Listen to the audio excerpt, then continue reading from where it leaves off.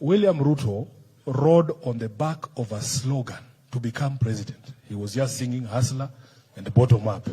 Sisi tumekuja na yetu ya 2027. Nasema tu William Ruto one term. William Ruto one term.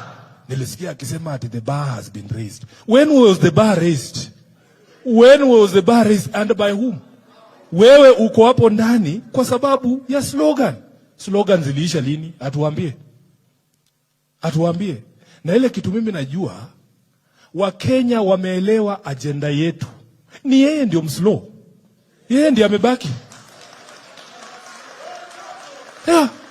When we speak about the software issues of this country, a return to constitutionalism, a return to the rule of law, a return to equality, Kenyans have understood. We just have one person with a PhD, but he's slow. Hajashika, bado anakaa kituuliza agenda yenu ni gani?